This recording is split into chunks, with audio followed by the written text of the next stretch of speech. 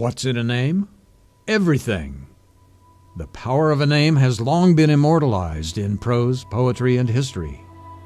It is your face to the world, your ambassador of quality that reflects your ideals and aspirations. Thompson's, a name, a family, a tradition of excellence. So it is with Thompson's Buick GMC dealership at 55 Placerville Drive, home of new and used Buick and GMC cars, trucks, and SUVs. At Thompson's, each of our professional and friendly sales staff are here to meet or exceed your highest expectations. And our professional staff and factory-trained and certified technicians will keep your car, truck, or SUV running in perfect condition.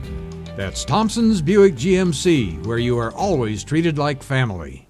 Coming up on this edition of California Bountiful, we've got fruit, the fruit guys, and a fruitful way to eat healthy all year long. Oh yeah, we have a guy in a banana suit too. What more could you ask for, right? It all starts right now.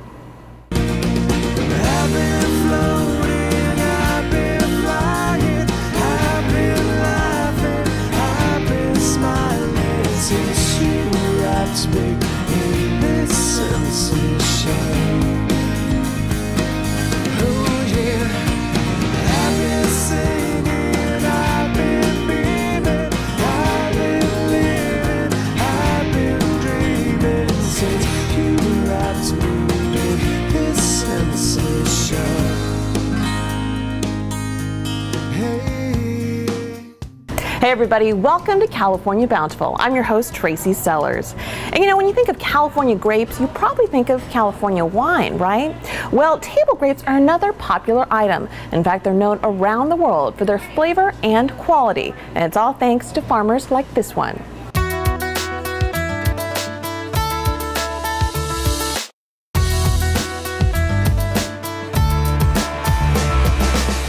When it comes to bite-sized snacks, nothing says California like these dynamos, table grapes. These grapes, which were often called nature's candy because of their intense sweetness, flourish in the Golden State where they are handled with care by nearly 500 farmers, many of them families with generations tied to the land, like Nick Dulcich of Yakov Dulcich and Sons. His family started their farming operations in Kern County in the late 1950s and haven't stopped since. And having practically grown up farming grapes, he knows a good one when he sees it. Grapes are our life. When you go out there and you know what you see is good, it's kind of an inherent quality, I think. Beautiful grapes. To a green grape, there's a hue to it, there's a vanilla cream color to it that tells me it's ready. On a red grape, it's got a brightness and a vibrancy to it that it's hard to explain, but when you look at it, you know it. We're picking up to as high as 50 to 70,000 boxes a day during our peak. And we'll produce over 3 to 4 million boxes, depending on the yield and the year. Oh my God. Some of the world's finest table grapes. They're so sweet. Yeah. So when you see these guys, what does this make you feel as a farmer? Very proud. Really? Very proud and in an elite group of growers that can produce such fruit. California provides the nation and a lot of the world as well with this popular snack. 99% of all grapes commercially grown in the United States are grown in California. And with favorable temperatures like this year, the grape harvest is looking superb to growers like Nick. They work hard to ensure the grapes you see at stores are, pardon the pun, the best of the bunch. California grapes are world famous for their taste, I would say.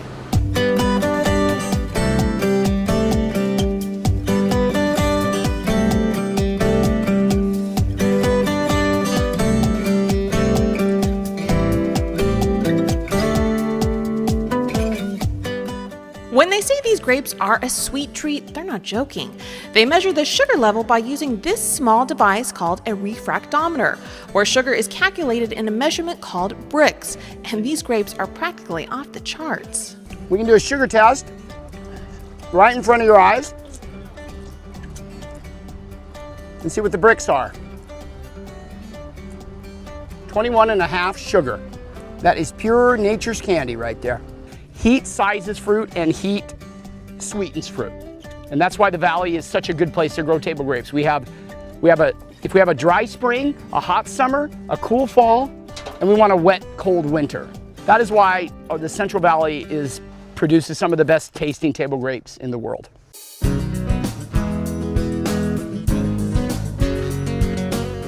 And California as a whole is one of the largest table grape producers in the world, producing about 100 million boxes of grapes each year. Harvest goes a little like this. Workers come through and trim the bunches off the vines. They inspect and clean them up, and then they are packed into bags and shipping containers bound for the nearby Dulcich headquarters. Here, their temperature is carefully controlled to ensure they stay cold and their natural sweetness is locked in. And when the grapes arrive to our local grocery stores, there are some telltale markers to picking out a good one. Look for a consistency of color. That'll kind of tell you the bunch is finished off. And don't be afraid to pop one in your mouth and see if you like the flavor. Variety is the spice of life at Nick's Farm, where you name the grape and they're probably growing it.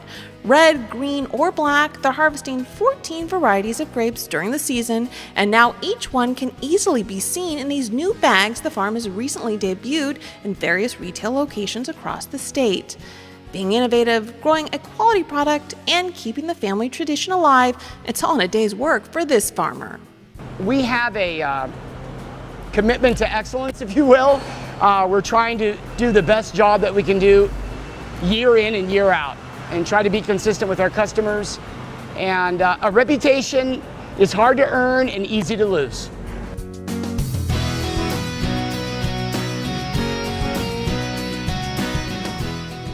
Welcome to Silverado Resort. I'm Executive Chef Jeffrey Jake, and we're welcoming you into our kitchen.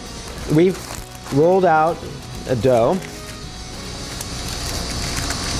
and sometimes they're not really that cooperative, and you can always re-stretch it onto your paddle. So we're going to take a little creme fraiche. If you don't have creme fraiche, you could use a little bit of sour cream or mixed with yogurt. So I'm going to put just a little bit of the oil around the outside so I get that crust to brown nicely. And then scatter some grapes across the pizza. Again, you don't want to get it too full. And now the sweet gorgonzola cheese. You can also use a really nice blue cheese. We use a lot of Point Reyes blue cheese here as well. So you're going to slide the dough right into the oven, right onto the peel. And then we're going to go ahead and close that at 375. And hopefully you've got a convection oven. If not, it's going to take a little bit longer. It's nice and golden brown. I'm going to slide right underneath it. And you can see the cheese is completely melted now. I'm going to slide it right out onto the cutting board. And you can see how beautiful that looks. Cheese is melted, the grapes have softened a little bit. And I'm going to actually now drizzle just a little bit of olive oil around the edge. And to finish my pizza, I'm going to use some arugula, again, dressed with some olive oil.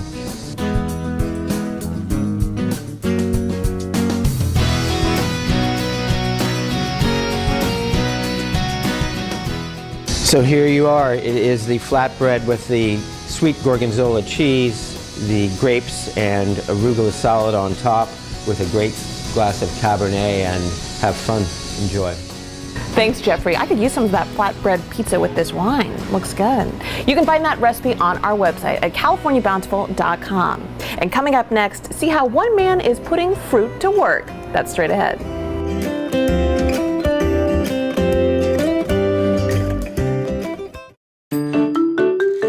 My name is Patrick Mulvaney, and my wife Bobbin and I own Mulvaney's Building and Loan. It's a restaurant, banquet hall, and a catering facility here in Sacramento, California. Focus on local, seasonal food. So our menu changes every day, and it all depends on what the farmer brings in the front door. Every day brings a new excitement here because of the farmers that are around here. Everybody brings it in here to our restaurant so that we can put it on a fork, and our guests get to enjoy it.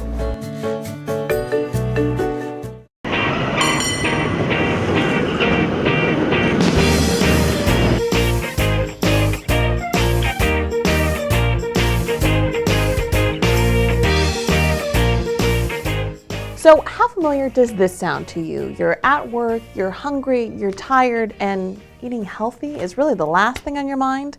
Well, what if you could get a virtual farmer's market delivered to your desk every day? With the lure of junk food right at our fingertips, the thought of healthy desk eating may sound impossible, right? Well, not if you're Bay Area entrepreneur Chris Middlestat. During the dot-com era of the 1990s, Chris saw firsthand how unhealthy workplace dining had become and decided change was in order and it was time to put fruit to work. We asked people what they wanted to see most, and they said, gosh, if we could eat something healthy so we could avoid this junk food, that would make our lives a lot better. So my friend and I thought, well, why not deliver just something simple as fresh fruit and see how that works.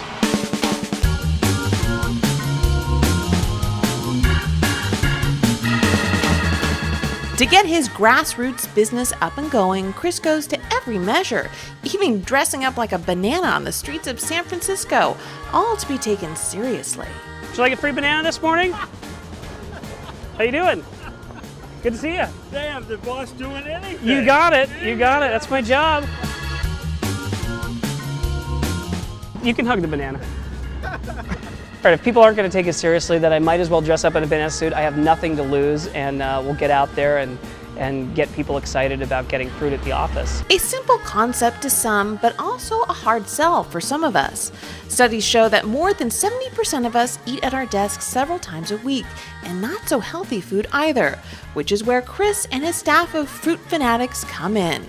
Companies sign up for the service where a box full of farm-fresh fruit is at your doorstep, or in this case, at your desk, every week. From Fortune 500 companies to small family-run businesses, all are jumping on the bandwagon of bringing healthy brain food to the workplace. The culture of candy and sort of that 2 o'clock sugar crash just kind of goes away. And those things, they seem small, but they can actually have a really big impact on the way a workforce is performing or behaving.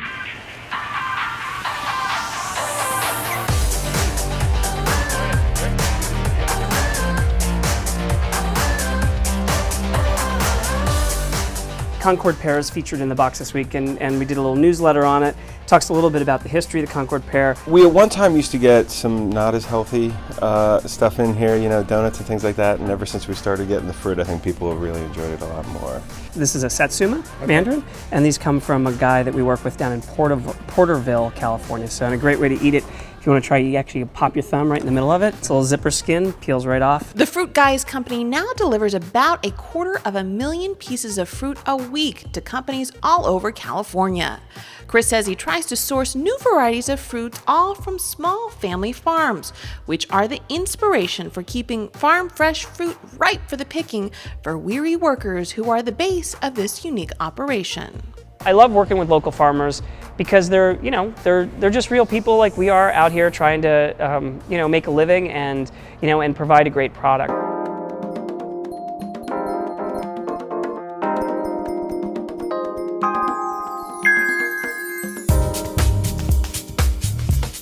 Produce partners with the Fruit Guys for more than 4 years now. Tori Olson of Gabriel Farms in Sebastopol has become a favorite not only of the company that he does business with, but the guys behind the Fruit Guys label as well. They try and work with their customers, the people that get the Fruit Guys box. They always write a little bit about what we do and try and encourage them. You know, they did the videos and the stuff like that on their website to try and get people to see like, oh, well, that actually is a real person growing my fruit.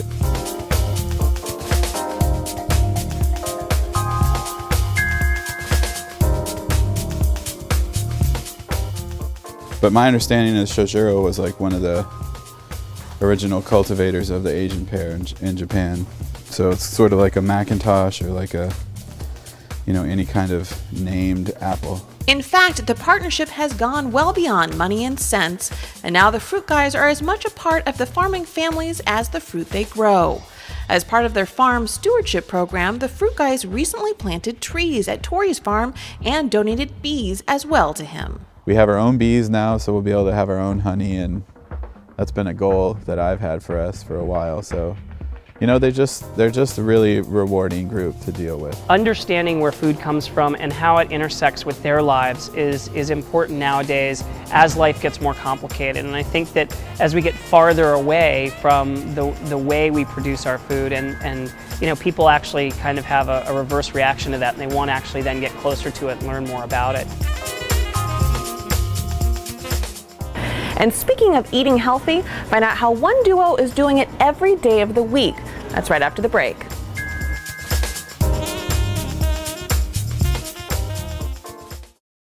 Hi, my name is John Ledbetter. I work at Boca Nova Restaurant in Jack London Square, Oakland, California. I love cooking with simple ingredients, seasonal ingredients. I like using the right things at the right times, and I like to do 10 ingredients or less, preferably always. What we do in this business is we highlight food. And you can't highlight food unless you're using the best of what you can get. And if you can't do that, you should either try to do it or you should go do something else.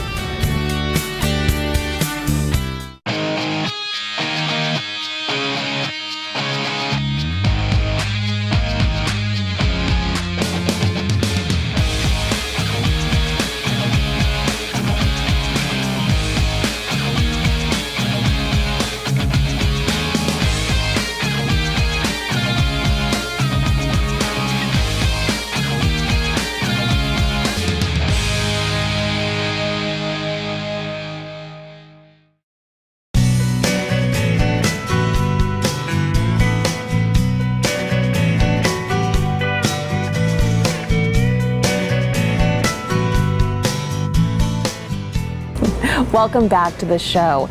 You know, if you're like me, you like eating healthy, but sometimes I run out of ideas on what to do. Well, luckily, one duo has literally written the book on eating healthy every day of the year.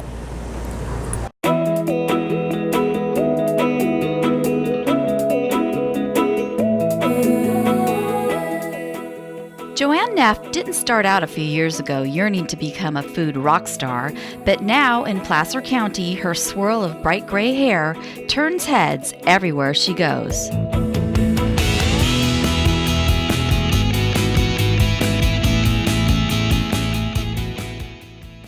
"20 years ago, I started the farmers markets in Placer County, and I thought to myself, what could we do that would help people understand that there's something wonderful to eat in Placer County every day of the year. I had a friend, Susan Dupre, who came for lunch in December, and we had what I had picked up at the farmer's market on Saturday. And so we finished our little lunch, and she pushed a chair back from the table, and she said, "Why don't you just write a cookbook?" So along with professional chef Laura Kinney, Joanne decided to show her friend and the rest of us just how it's done. So we started 2 weeks after we decided we were going to, and we had dinner, just the four of us, on January 5th, and it was awesome. So we decided maybe we should invite some more people to come with us. Joanne and Laura invited different folks over for dinner every Monday night for a year. This book is a collection of those menus and recipes organized in an easy-to-follow manner while highlighting the region's farms and succulent foods. We've gotten to know quite a bit of the farmers over the past year.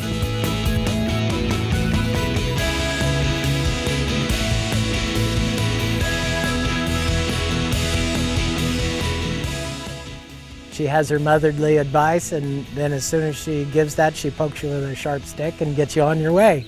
Because it doesn't do it for you, but it helps encourage you to get it done.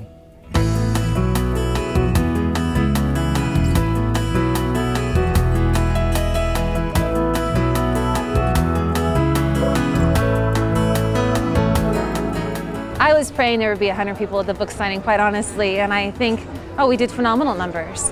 And just the community response has been overwhelming, and it's been wonderful. This is really a community process. This is not about Joanne Neff and Laura Kinney. This is about the farmers, and this is about the greater community and connecting those two. And if you please, we're simply the facilitator. I just want to thank each one of you too, because it takes a village. Nobody does this alone. Do you know that we've almost sold 8,000 books of our first printing? And our first printing is 10,000. So it's been out for a month and about 2 or 3 days now. And we are ready to go for our second printing already.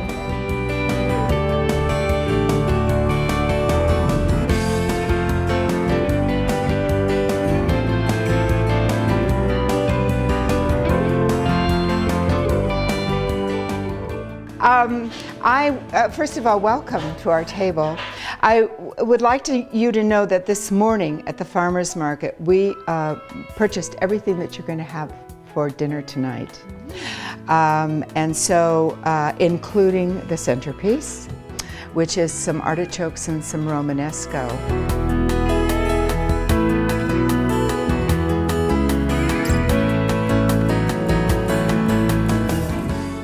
We had a message, to eat locally, eat in season, but we didn't know how it was going to be received. And luckily, it's been received very well. It's very humbling. People's response is enormous. They love that we have a guide to the farmers market for them to take with them and go home and be able to prepare meals that they know are local and in season and healthy and they should be eating. And now they have the skills and the tools to be able to do that. We can all eat healthy food for the entire year and eat what nature is providing for us. And you know, the best part about that cookbook, most of the recipes are only 8 to 10 ingredients long, which is great, right? Well, if you're not hungry yet, you will be after the recipe we have for you coming up after the break. Stay with us.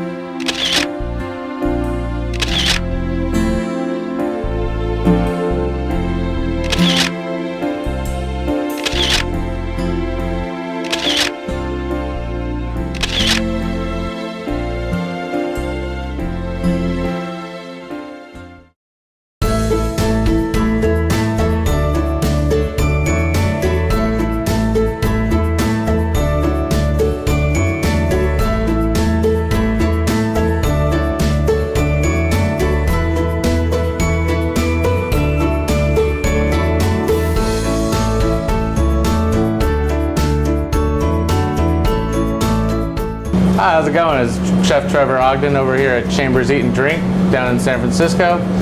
Today we're going to be doing an artichoke heart salad with roasted beets and a little bit of mash.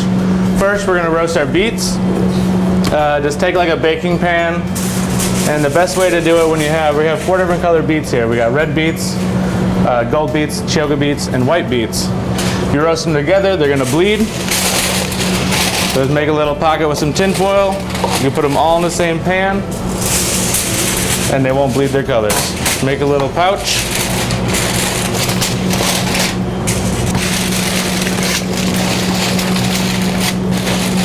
Now that we have them all in our pans, we're gonna add a little bit of olive oil to each one. A little bit of champagne vinegar to make them a little bit brighter. Beets tend to be pretty earthy, so you want a little acidity to bring out their beautiful flavor. And a little bit of water because they do have a good amount of sugar content and they will burn. So this helps steam them up. Season with a little bit of salt just to help enhance their flavor. Now what you're going to do is fold them up so they steam, because you don't want to evaporate all the water. Put it in a 325-degree oven for around 45 minutes to an hour. Now that we have our beets in the oven, we're going to make some sunchoke chips to garnish our salad with. Just peel the sunchoke until there's no skin on there, and make sure you submerge in water after it's done so it doesn't oxidize. Once you have them peeled, you want to slice them paper thin on a mandolin. Just be careful not to cut yourself.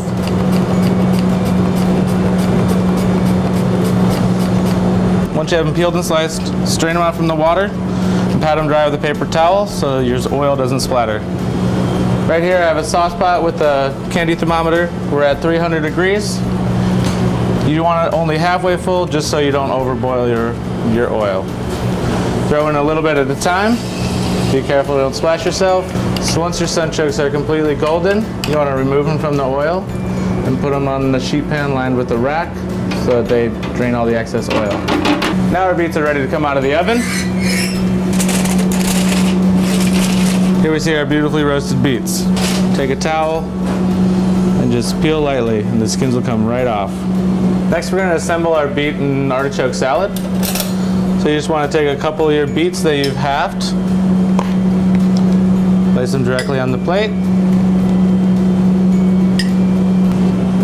Do a few of the artichoke hearts. candied Buddha's hand. A little bit of our mosh greens. And we want to drizzle with a little bit of the champagne vinaigrette.